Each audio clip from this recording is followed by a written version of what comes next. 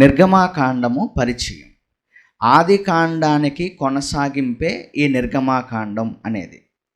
ఈ నిర్గమాకాండము చరిత్ర, ఈ గ్రంథము యొక్క కాల చరిత్ర ఎంతకాలం ఉంది ఏంటి అని మనం ఆలోచిస్తే ప్రియమైన దేవుని వల్లరా, మరి ఇశ్రాయేలు అంటే యాకోబు యొక్క మూడవ తరం అంటే యోసేపు ఐగుప్తులో మరి అధికారిగా ఉన్నటువంటి కాలంలో 70 మందితో యాకోబు ఐగుప్తుకు వెళ్తాడు. 70 మందితో వెళ్తాడు యాకోబు ఐగుప్తుకి. అలా 70 మందితో వెళ్ళినటువంటి యాకోబు ఆ యొక్క వాళ్ళ సంతానం ఆ తర్వాత మనం చూస్తే ఎంతమంది వాళ్ళు అయ్యారు అని అంటే సుమారు 20 నుంచి 25 లక్షల మంది ప్రజలుగా ఇశ్రాయేలీలు మారిపోయారు. బాగా ఆలోచించండి. 70 మందిగా వెళ్ళినటువంటి ఇశ్రాయేలీలు. ఒకసారి చూద్దాం ఆ నిర్గమాకాండం చూడండి. ఒకసారి నిర్గమాకాండం మనం చూడగలిగితే 1వ అధ్యాయము మొదటి నుంచి చదువుకుందాం. ఐగుప్తులోనికి యాకోబుతో వచ్చిన ఇశ్రాయేలుల పేర్లు ఏమనగా అని చెబుతూ 5వ వచనంలో, వీరిలో ప్రతివాడును తన కుటుంబముతో వచ్చెను. యాకోబు గర్భమున పుట్టిన వారందరూ 70 మంది. అప్పటికి యోసేపు ఐగుప్తులో ఉండెను అని రాయబడింది. అంటే 70 మందితో యాకోబు ఐగుప్తులో నివాసం ఉన్నాడు. ఇదండి. ఇకపోతే ఈ నిర్గమాకాండములో మొదటి అధ్యాయములో మనం చూడగలిగితే మరి మొదటి అధ్యాయము తర్వాత 2వ అధ్యాయములో మనం చూడగలిగితే మోషే గారు పుట్టుక అనేది ఇందులో మనకు కనిపిస్తుంది. మోషే గారి పుట్టుక అంటే నిర్గమాకాండము ఆది కాండములో వెళ్ళిపోయినటువంటి యాకోబు సంతానం 70 మంది ఎవరైతే ఉన్నారో ఆ 70 మంది ఈ మోషే గారి కాలం వచ్చేసరికి ఎంతమందిగా వాళ్ళు మారారు, ఎంతమంది ప్రజలయ్యారు అని అంటే 20 నుంచి 25 లక్షల మంది ప్రజలయ్యారు. అర్థమైందా? ఎందుకంటే వాళ్ళని లెక్క పెట్టారు కనుక ఆ లెక్క మనకు తెలుసు. వారిలో 20 సంవత్సరాలు పైబడిన వాళ్ళు మరి కాల్బలము యుద్ధ బలము ఎంత అనంటే కేవలం మగవారు ఎంత అనంటే 6 లక్షల మంది. మగవారు 20 సంవత్సరాల పైబడిన వారు ఎంతమంది లెక్కించారండి? 6 లక్షల మంది. ఇకపోతే ఆడవాళ్ళు ఎంతమంది ఉంటారు? సరి సమానంగా వేసుకున్నా, ఇకపోతే వాళ్ళకు పుట్టినటువంటి పిల్లలు కనీసం 2-3 వేసుకున్నా సుమారుగా 20 నుంచి 25 లక్షల మంది ప్రజలు.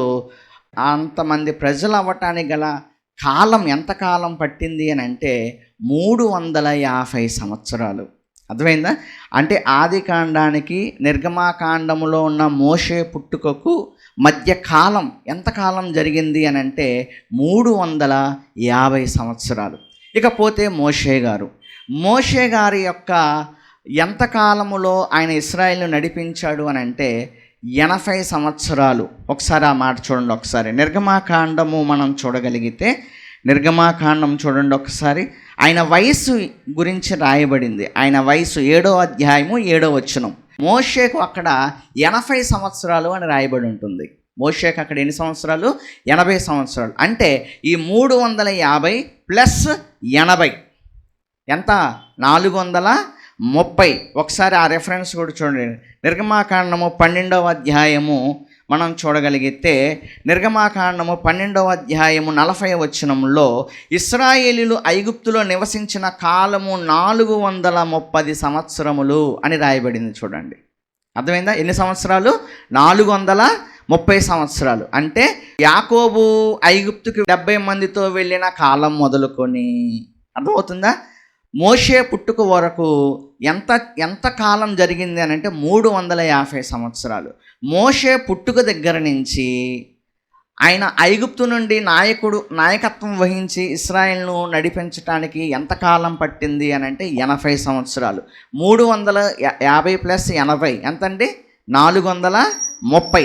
అదేనా ఇక్కడ ఉంది? నిర్గమాకాండం 12వ అధ్యాయంలో అదేనా లెక్క ఉంది? 430 సంవత్సరాలు వాళ్ళు ఐగుప్తులో జీవించారు అని రాయబడింది.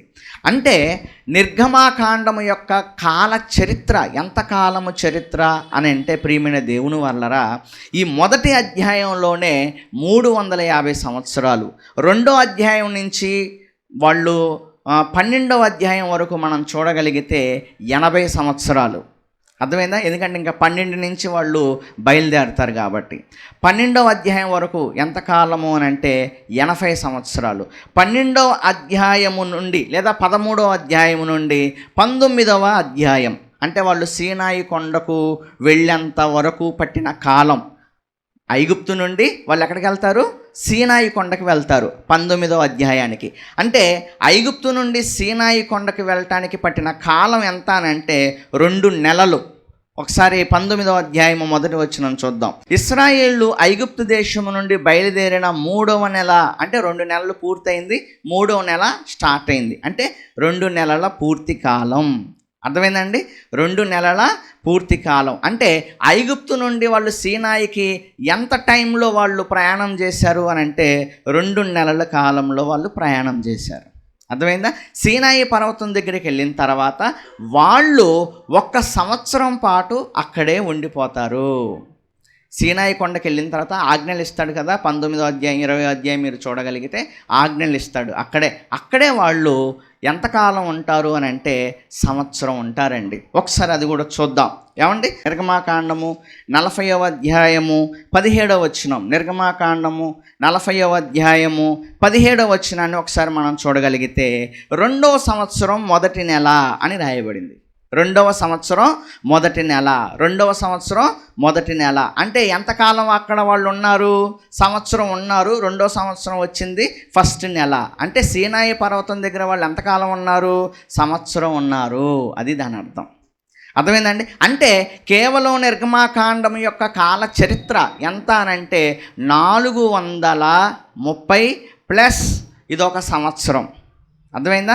ఇదొక సంవత్సరం. అంటే 431 నుంచి 432 సంవత్సరాల కాలం అనేది ఈ నిర్గమాకాండములో మనకు కనిపిస్తుంది. ఇది గ్రంథకాలం. అర్థమైందండి? ఇది గ్రంథకాలం. ఇకపోతే నిర్గమాకాండంలో అసలు ఏమేమి విషయాలు అందులో మనకు రాయబడ్డాయి? నిర్గమాకాండాన్ని మనం 3 భాగాలు చేసుకోవచ్చు. ఒకటి ఐగుప్తులో నివసించిన కాలం, మొదటి భాగం. రెండోది ప్రయాణ కాలం. మూడోది సీనాయి పర్వతం దగ్గర వాళ్ళు ఉండినటువంటి పరిస్థితులు. 3 భాగాలు. ఒకటి ఐగుప్తులో మరి మోషే యొక్క వాళ్ళని ప్రిపేర్ చేయటం, ఆ తర్వాత 10 తెగుళ్ళు, ఇవన్నీ కూడాను మొదటి భాగం. రెండో భాగం ఇప్పుడు చెప్పా కదా, 2 నెలల ప్రయాణం, 10 ప్రాంతాలు తిరుగుతారు. ఐగుప్తు నుండి వాళ్ళు సీనాయి పర్వతం దగ్గరికి రావడానికి 10 ప్లేసుల్లో స్టే చేస్తారు. వాళ్ళు 10 ప్రాంతాలు ప్రయాణం చేసుకుంటూ వస్తారు. అర్థమైందా? దానికి పట్టిన కాలం 2 నెలలు. అది రెండవ భాగం. మూడో భాగం సీనాయి పర్వతం దగ్గర స్టే చేసిన సంవత్సర కాలం. అక్కడ ఏం జరిగింది? అక్కడ ప్రత్యక్షపు గుడారాన్ని కట్టుకున్నారు, ఆజ్ఞలు ఇచ్చాడు దేవుడు. ఇదంతా కూడా మనకు నిర్గమాకాండంలో కనిపిస్తుంది. ఒకవేళ మనం అధ్యాయాలుగా విభజించుకోగలిగితే 1వ అధ్యాయము నుండి 11వ అధ్యాయం వరకు ఒక భాగంగా చెప్పుకోవచ్చు. 1వ అధ్యాయము నుండి 11వ అధ్యాయం వరకు, 12వ అధ్యాయము నుండి 19వ అధ్యాయం వరకు రెండో భాగంగా ప్రయాణ కాలం భాగంగా చెప్పుకోవచ్చు. తర్వాత 20వ అధ్యాయం నుండి 40వ అధ్యాయం వరకు కూడా దీనిని 3వ భాగంగా చెప్పుకోవచ్చు. మొదటి భాగం, రెండో భాగం, 3వ భాగం. మొదటి భాగం ఐగుప్తులో జీవించిన కాలం. తర్వాత రెండో భాగం 12 నుంచి 19 అధ్యాయాలు ప్రయాణ భాగం. 3వ భాగం సీనాయి పర్వతం దగ్గర ఉన్న కాలం. సింపుల్, ఒక గ్రంథాన్ని సింపుల్గా మనం పైన విభజించుకోగలిగితే ఏదో ఉందండి నిర్గమాకాండంలో అనే బదులు, అర్థమైందా? నిర్గమాకాండంలో ఏముందయ్యా అంటే ఏమోనండి ఏదో ఉంది, 40 అధ్యాయాలు అయితే ఉన్నాయి అని చెప్పే బదులు, బాబు నిర్గమాకాండంలో ఈ విషయాలన్నీ ఉన్నాయి, ఇదిగో 3 భాగాలుగా విభజించుకోవచ్చు.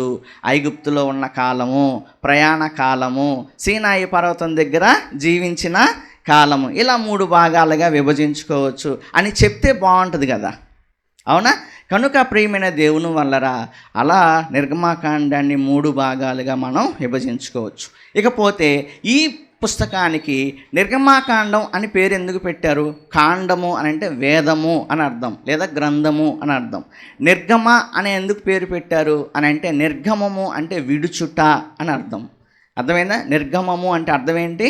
విడుచుట అని అర్థం. అందుకని మరి క్రీస్తు పూర్వం 3వ శతాబ్దంలో సెప్టోజెంట్ అనువాదకులు వాళ్ళు ట్రాన్స్లేట్ చేసేటప్పుడు, హెబ్రీ నుండి గ్రీకులోకి ట్రాన్స్లేట్ చేసేటప్పుడు ఇలాంటి పేర్లు పెట్టారు. ఆదికాండం, నిర్గమాకాండం, లేవ్యాకాండం, సంఖ్యాకాండం, ద్వితీయోపదేశకాండం అని ఇలా వాళ్ళు పేర్లు పెట్టారనమాట. ఓకే, అది పేరుకు గల అర్థం. ఇకపోతే ప్రియమైన దేవుని వల్లరా కాలాలు రాసుకోండి. ఏమండి? కాలాలు మరి ఎప్పుడు ఏమేమి జరిగింది అని మనం ఆలోచిస్తే క్రీస్తు పూర్వం 1805లో యోసేపు గారు మరణించారు ఐగుప్తులో. అర్థమైందా? క్రీస్తు పూర్వం 1805లో. తర్వాత 1500 క్రీస్తు పూర్వం 1526లో మోషే పుడతారు. క్రీస్తు పూర్వం 1526లో మోషే గారు పుడతారు. క్రీస్తు పూర్వం 1446లో ఐగుప్తు నుండి వాళ్ళు ప్రయాణం అవుతారు. అర్థమైందా? క్రీస్తు పూర్వం 1446లో వాళ్ళు ఐగుప్తు నుండి ప్రయాణం అవుతారు. క్రీస్తు పూర్వం 1445లో 10 ఆజ్ఞలు ఇవ్వటం జరుగుతుంది. 10 ఆజ్ఞలు, ధర్మశాస్త్రం ఇదంతా కూడా ఇవ్వటం జరుగుతుంది క్రీస్తు పూర్వం 1445లో. ఆ తర్వాత క్రీస్తు పూర్వం 40 సంవత్సరాలు వాళ్ళు అరణ్యంలో ఉంటారు కదా. కనుక క్రీస్తు పూర్వం 1406లో వాళ్ళు కనానులోకి ప్రవేశిస్తారు. 40 సంవత్సరాలు. క్రీస్తు పూర్వం 1406లో వారు కనానులోకి ప్రవేశిస్తారు. ఇకపోతే ఈ గ్రంథాన్ని ఎవరు రాశారు అని అంటే మోషే గారు. ఈ పంచకాండాలను రాసింది మోషే గారని చాలా రెఫరెన్సెస్, ఆధారాలు ఉన్నాయి. కనుక గ్రంథకర్త ఎవరు, గ్రంథ రచయిత ఎవరు అని అంటే మోషే గారు. ఏ కాలంలో ఆయన రాశాడు అని అంటే క్రీస్తు పూర్వం 1480 ఆ కాలంలో ఈ గ్రంథ రచన అనేది జరిగింది. కనుక ఇది నిర్గమాకాండము యొక్క క్లుప్త పరిచయం. అర్థమైందా? అంటే నిర్గమాకాండంలో ఏముంటుందో చెప్పుకున్నాం, దానికి ఎంత కాలపు చరిత్ర ఉందో చెప్పుకున్నాం, ఎన్ని భాగాలుగా విభజించుకోవచ్చో చెప్పుకున్నాం, అందులో సంవత్సరాలు చెప్పుకున్నాం, ఆ తర్వాత దాని రచయిత ఎవరో చెప్పుకున్నాము, ఆ తర్వాత మరి అది ఎప్పుడు రాయబడింది అనేది చెప్పుకున్నాం. ఇది నిర్గమాకాండం యొక్క పరిచయం.